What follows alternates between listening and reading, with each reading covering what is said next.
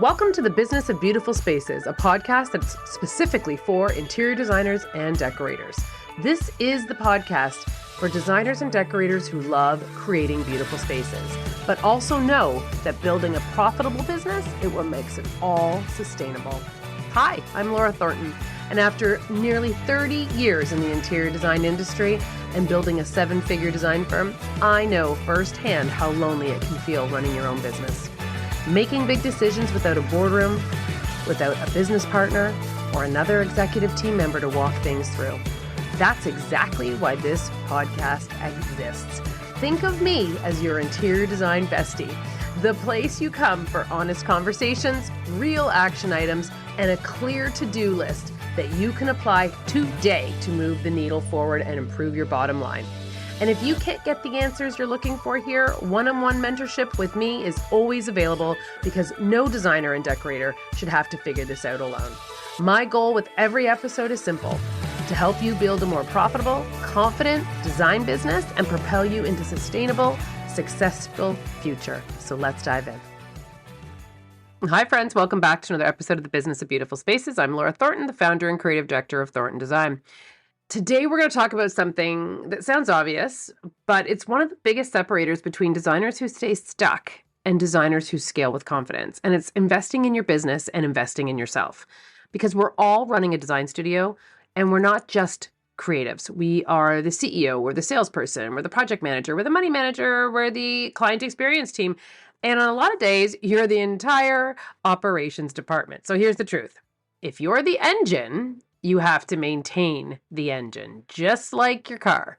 And maintaining that engine looks like education, mentorship, community, systems, leadership skills, and sometimes investing before you feel that you're totally ready, because ready usually shows up after you move.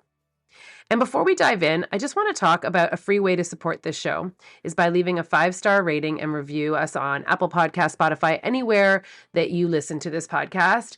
It really helps more designers find us and these kinds of business conversations. And I'd be so grateful if you could take a minute to help me out and do that.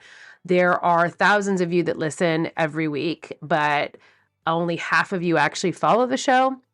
And a great way for more people to learn about the show is to have those ratings. So I would truly appreciate if you could take a minute and help me out with that and just hit whatever star rating you think we deserve, which I hope is a 5. And also, if you could leave us a little note, that would be amazing. Okay, let's start with a question that might hit a little. What is it costing you to do it alone? And I don't mean just financially. I mean emotionally, mentally, energetically, because the hidden cost of entrepreneurship isn't always going to show up on your profit and loss report.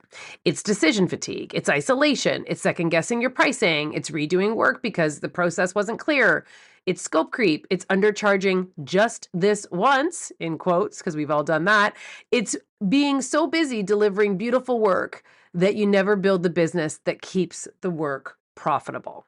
And when you look at business survival data, the reality is clear. Not all businesses make it long term. The U.S. Bureau of Labor Statistics survival rates are shocking. And I don't want to deter anybody, but if you ever want to read some stats about what is happening in the world, this is a really great place to go and do that. It is shocking. Just to give you an example, the highest survival rate ever was recorded in 1984, with surpassing 1 year at 84%. Now that is at 50%. Yeah, 50% will only make it 1 year. It's tough. We all know it's tough. We're all doing it. We're in it to win it. And these are real stats. So the other thing that's really interesting is the SBA has also pointed out that mentoring is one way to really improve your odds. Just to give you a little stat on this one, they say that having a mentor can change the playing field for any small business. Their research has shown that small businesses that receive mentoring early development in their business will achieve higher revenues and increase business growth. This survey also pointed out that 70% of small businesses that received mentoring survived more than 5 years, doubling the survival rate of non-mentored businesses and increasing profits by 88%. That's a doozy. 88%. Now, I'm not sharing this information to scare you. Why I'm sharing it is if you're finding the path challenging, then the smartest move to stop pretending is that you don't have to do it alone. And support isn't a luxury, it is a strategy. So let's reframe the word investment. An investment isn't something you do when you're overflowing with money. An investment is something you do when you're serious about changing its trajectory. And the investment that you want to make in yourself, and you invest because you want to learn faster. You want faster learning curves. You want to make better decisions. You want fewer expensive mistakes. Don't we all? More profits per project and a business that supports your life instead of consuming it. There's research that backs up the idea that training really does pay off. So MIT Sloan reports on a randomized controlled trial where soft skills training produced more of a return than roughly 250% on investment within 8 months after their program concluded on mentorship. That's wild. And now that's not the interior design industry specifically, but it's a principle that is quite honestly universal. Skills pay. Better communication, better systems, better thinking, better leadership. It all shows up in your projects and then ultimately in your profits. And this is where mentoring can really change everything. Design is an industry where talent is everywhere, but profitability, not so much. And even more so, not discussed. It's like the ugly little word that's not talked about. But it's about business leadership, and mentorship really does accelerate that. A mentor can help you see what you can't see. It can help you look past what's just maybe glaringly obvious to you. They help you spot blind spots. They will shorten your learning curve. They will give you language for hard conversations. They will help you set standards that you actually stick to. I know you've heard me talk about it before. I belong to an accountability group. I also belong to a large global association for entrepreneurs. And ever since joining this organization, this is so much more paramount in my life, and listening to more people who are running businesses that are, 8, 10, 9 digits large, and the one moving needle for them has consistently been mentorship. And it's becoming so gleamingly clear to me that this is why I'm doing this podcast for you, because you can't do it alone. And it tends to be the one commonality, the one common thread through all conversations is that people want to learn from each other. So this is why I'm doing this, just to give you a little sidebar. I feel like this is really important to hit home. But because of most of what we do, I feel like is quiet, and I feel like people don't want to talk about it, and it's changing, and I'm so excited for that. But really what it boils down to is it's got to stop being a secret, and we need to discuss it. We need to talk about being profitable. We are running businesses. We are not working for free. Okay, it's a clear decision. Repeated consistency equals profit. So another little stat, Score has found and shared their findings suggesting that mentored businesses are more likely to remain in business over that 1 year compared with any national averages due to the mentorship investment in your business and in yourself. So there's lots of different stats you can read, and I would urge you to do so. And again, it's not to scare you, it's just to give you some insight, because sometimes we're so busy working in the business and trying to be on the business, but what we really need is to stop, pause, and invest in ourselves. And then therefore that will translate into our businesses. So continuing your education isn't about trends. It is about creating confidence. And in design, continued education can be CEU credits. If you are belonging to any associations, I know I have to do 50 hours for one association, and I have to do another 25 for another one every year. And by having that over me every year means that I do invest in taking credits and taking courses and going to conferences and markets and doing vendor trainings and leadership coaching and financial training and project management workshops and peer groups and masterminds. But all of it gives back to me. All of it comes back to me, and it might not be immediate, and it might not fit into my schedule, and I might be annoyed that I have to go and do it. But once I get there, I've never been regretful for showing up and learning. And we tend to think of continuing education as just staying current, but the bigger value is continuing education keeps you relevant, keeps you competent, keeps you confident. And these are all things that you can be passing on and telling your clients. This is why you charge what you charge, because I'm continually investing in knowledge and in vendor relationships and in product knowledge and in myself. And one employer focused survey was reported by the Evolution that found that 96% of employers said that continuing education improved their job performance, and 87% said that it is a positive impact on their pay scale. So again, employer-based, not specifically designed, but if your skills improve, your value improves. And in a design business, increased value can show up as better boundaries, smoother projects, fewer revisions, more confident in pricing, higher quality referrals, and stronger profit margins. That's the one we all want. Yes. So yes, go learn the trends, but also learn the business skills that make your talent sustainable. So let's talk about community, because this one is huge. And if you've listened for a long time, you know I have a lot of value in this. Entrepreneurship is incredibly isolating and lonely. And isolation is where fear grows. And also where I think we compare ourselves to others, because all we have are social media, websites, things that we see on the outside and surfacey that actually mean nothing. But of course, that's what we're going to compare ourselves to.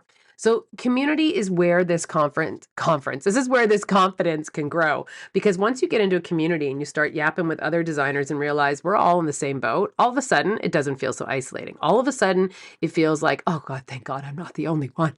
And then, oh good, they're feeling that way too. Then it feels like it's normalized and you actually have your finger on the pulse of what's happening in your community. And typically, if you're in an association that's local to you, like here in Toronto, I go to a lot of events, and it's the same designers that tend to be there. And you start building a relationship, and you start having more detailed, more thoughtful. It's not how's the weather, it's how's business. Are you finding it slow? Are you finding there's a shift? Are you finding that your vendors aren't producing?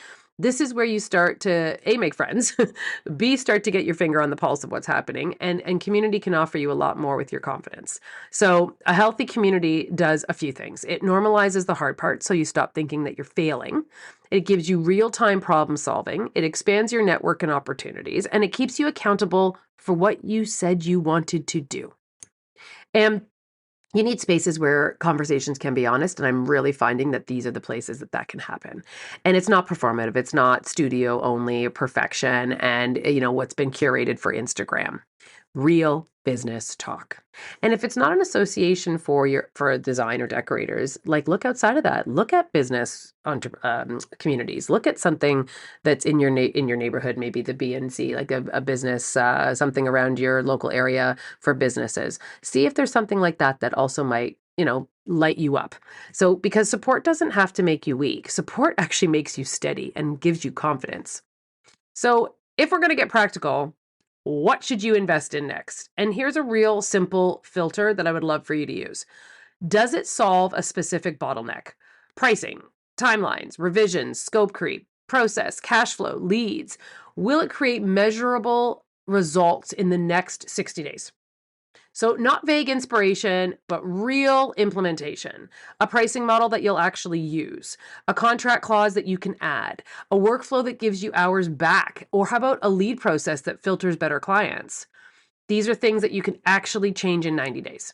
Does it come with an implementation support? Because information isn't the problem, implementation is. We can all go to as many seminars as we want, but if we're not going to do the actions after, what good was it? It was a waste of our time.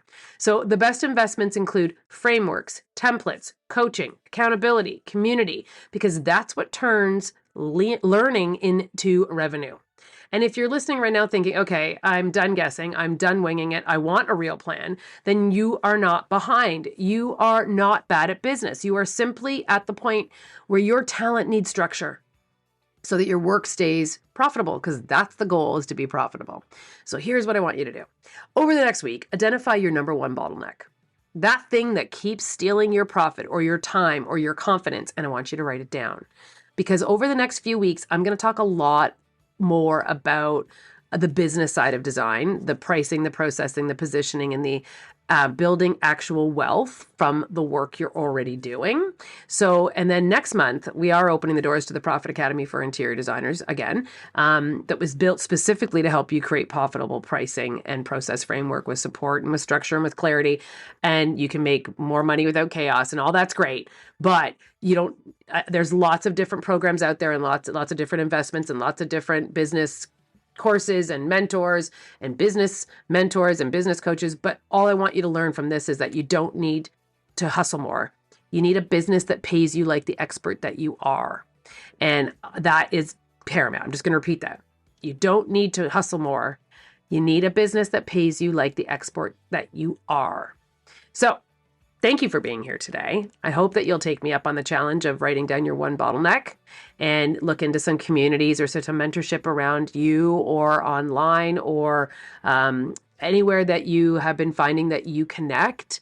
Because if you connect with somebody and you feel that that is the right fit for you and that they can help you, hopefully they can, but that is always the best. Just what we want for our clients. Do we align? Is our personalities niche?